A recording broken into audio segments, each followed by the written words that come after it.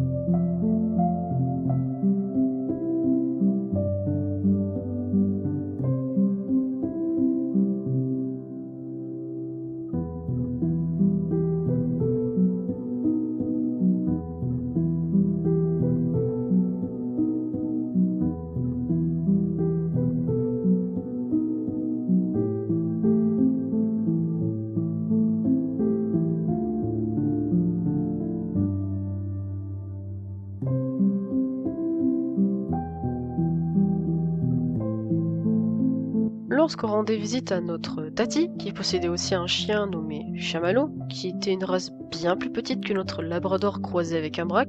Oui, j'ai oublié la race de son chien, et désolé. Eh bien, il est arrivé un léger accident.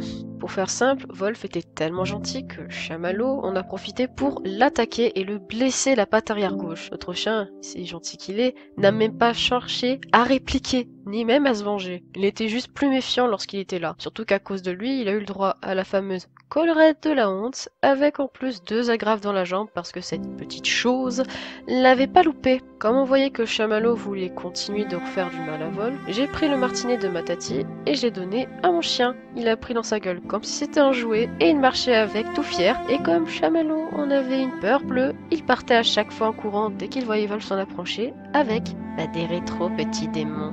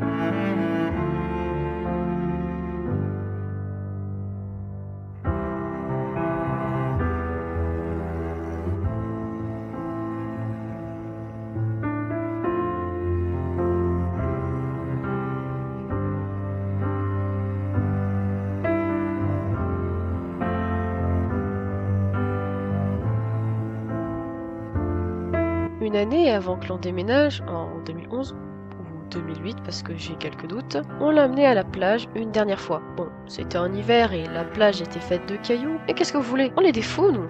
On lance alors la balle plusieurs fois et il part la chercher. Quant à nous, nous nous baignons un peu le bas du corps, moi et ma sœur, malgré l'eau glaciale, jusqu'à ce que le chien aboie sur la balle qui avait été lancée beaucoup trop loin pour lui. Il refusait d'aller la chercher et elle s'éloignait de plus en plus du rivage. Je pris alors mon courage à deux mains et décide d'aller le chercher pour lui. Je monte alors sur le monticule de pierre qui sert à briser les vagues et arrivé au bout, je saute à l'eau pour récupérer la balle et remonte aussi vite que possible car c'était glacé.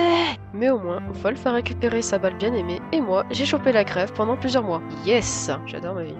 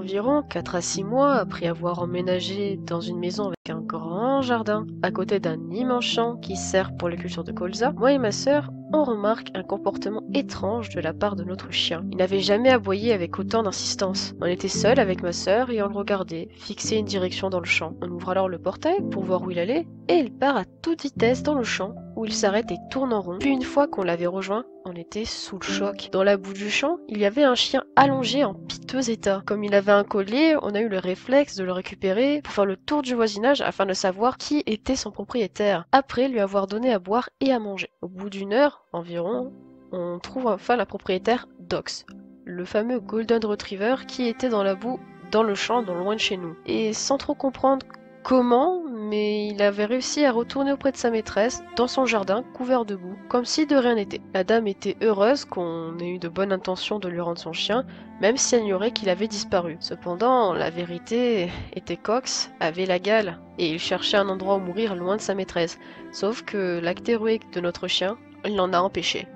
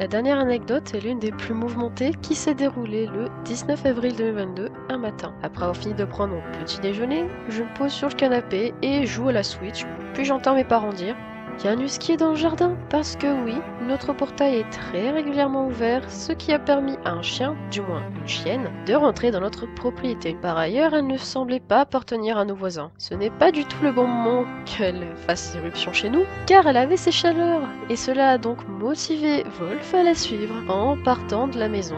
On avait beau l'appeler, il ne nous écoutait pas. Trop concentré sur ses hormones qui lui disaient de suivre la femelle. Sauf que notre labrador était à la fois presque sourd et aveugle dû à sa vieillesse, sans compter le fait qu'il était plus petite que la chienne qui l'invitait à la suivre. Mon père, en le voyant partir au loin, me sort d'un coup « Fonce, va vite le rattraper !» Sauf que j'étais en pyjama avec des chaussons Crocs. Mais il a quand même voulu que j'aille à sa poursuite. J'ai donc couru derrière lui en pyjama Crocs dans la rue. J'ai dû passer par la route pour aller de l'autre côté du trottoir en criant le nom de mon chien plusieurs fois, mais il ne m'écoutait pas. Et lorsqu'il m'entendait, il me regardait juste avant d'accélérer encore plus. Après presque 15 minutes de galère, j'arrive enfin à l'attraper par le collier, près de chez le docteur. Oui, il est allé vachement loin quand même, le bougre. J'engueule un peu l'autre chien, qui se frotte à moi pour que je lâche Wolf, sauf que je ne comptais pas le faire, et en voyant que je ne le ferais pas, elle est partie sans insister plus. Je ramène alors mon chien à la maison et on ferme le portail pour éviter que ce husky ne revienne. Et comme par hasard, il s'est mis à pleuvoir juste après que je rentre à la maison. Décidément, quel enfer d'avoir dû courir après mon labrador en pyjama Crocs dans la rue, devant les yeux des passants et des voitures qui sont passées près de nous. Oui, j'ai frôlé en moins une ou deux voitures à cause de lui, oui.